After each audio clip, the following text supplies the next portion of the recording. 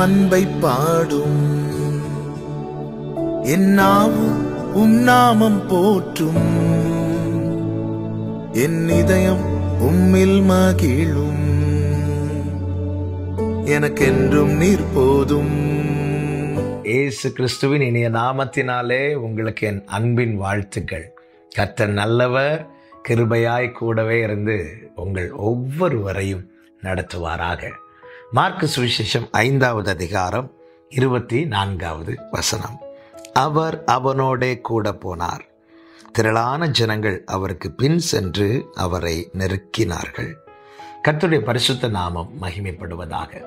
ஆண்டவராகிய இயேசு கிறிஸ்து தம்முடைய பட்டணத்துக்கு வந்திருக்கிறார் என்பதை கேள்விப்பட்ட உடனே யவீரு என்பவன் இயேசுவின் இடத்திலே செல்லுகிறான். வேதம் சொல்லுகிறது 22வது வசனத்திலே, யவீரு என்பவன் வந்து அவரை கண்டவுடன் அவர் பாதத்தில் விழுந்து, அவனுடைய குமாரத்தி மரண அவஸ்தையாய் இருக்கிறாள், என் வீட்டுக்கு கண்டிப்பாய் வர வேண்டும் என்று மிகவும் வருந்தி கேட்டுக்கொள்ளுகிறான். அதை கேட்டு இயேசு என்ன செய்கிறார்? அவனோட கூட போகிறார். வேதம் சொல்லுகிறது, திரளான ஜனங்கள் அவருக்கு பின் சென்று அவரை நெருக்கினார்கள். இயேசு வந்திருக்கிறார் என்ற செய்தி கேள்விப்பட்டதும் எல்லா ஜனங்களும் வருகிறார்கள். எல்லாரும் எப்படி நெருக்கி இருப்பாங்க? நாம் அந்த கூட்டத்தில் இருந்திருந்தால் நாம் என்ன சொல்லியிருப்போம்? இயேசுவே, என் வீட்டுக்கு வாங்க. எல்லாரும் அப்படித்தானே அழைத்திருப்போம். எங்கள் வீட்டுக்கு வாங்க, எங்கள் வீட்டுக்கு வாங்க. மார்த்தாள் அவரை வருந்தி அழைத்தாள், ஏற்றுக்கொண்டாள். எல்லாருமே அதை தான் செய்திருப்போம். ஆனால் அவர் யாருக்கு முக்கியத்துவம் கொடுத்தார் தெரியுமா? ஆமென். அவரை கண்டவுடன் பாதத்தில் விழுந்த யவீருக்கு. ஆமென். அழைத்த எல்லாருக்கும் அல்ல, தாழ்த்தின ஒருவனுக்கு கர்த்தர் முக்கியத்துவம் கொடுத்ததை இங்கே நாம் பார்க்க முடியும். ஆமென். ஒரு கூட்டம் ஜனங்கள் அவரை நோக்கி கூப்பிடும்போது அதில் யார் மிகவும் தங்களை தாழ்த்துகிறார்களோ அவர்களுக்கு தேவன் முக்கியத்துவம் கொடுக்கிறார். தாழ்மை என்பது மிக மிக முக்கியமானது. எவன் ஒருவன் தன்னை தாழ்த்துகிறானோ அவனை கர்த்தர் நோக்கி பார்க்கிறாராம். எல்லாரையும் அவர் பார்க்கிறார். கர்த்தருடைய கண்கள் மனுபுத்திரரை பார்க்கிறது. கர்த்தருடைய கண்கள் எங்கும் சுற்றி வருகிறது. ஆனால் தாழ்மை உள்ளவனை கர்த்தர் நோக்கி பார்க்கிறார். தாழ்மை என்பது மிக மிக மிக மிக அவசியமான ஒன்று. ஆமென். மரியாளை கர்த்தர் தெரிந்தெடுக்கிறார்.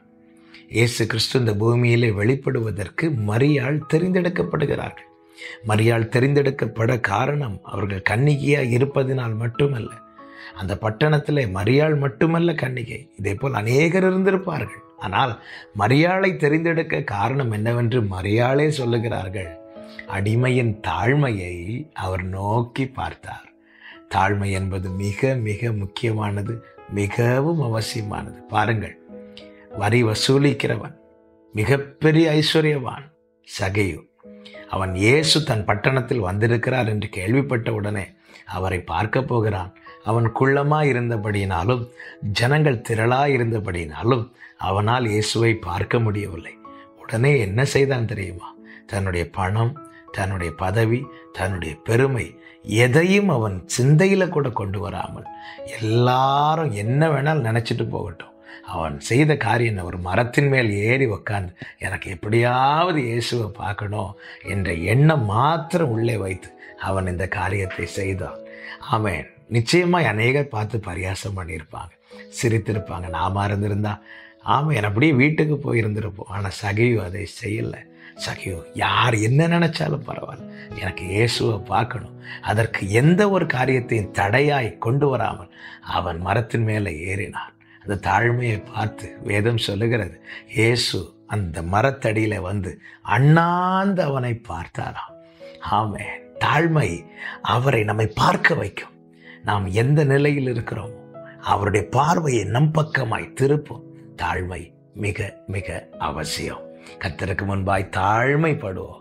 கர்த்தர் நம்மை ஆசீர்வதிப்பாராக. நல்ல தகப்பனே, இந்த நாளில் எங்களுக்கு நீர் கற்றுத்தந்த நல்ல வார்த்தைகளுக்காய் ஸ்தோத்திரம். ஆண்டவரே, நீர் சாந்தமும் மனத்தாழ்மையும் உள்ளவராய் இருக்கிறீரப்பா. நாங்களும் ஆண்டவர் நீர் விரும்புகிற தாழ்மையை வெளிப்படுத்தி உமக்கு உகந்தவர்களாய் வாழ கிருபை செய்யும். இயேசு கிறிஸ்துவின் நாமத்தில் பிதாவே, ஆமென், ஆமென்.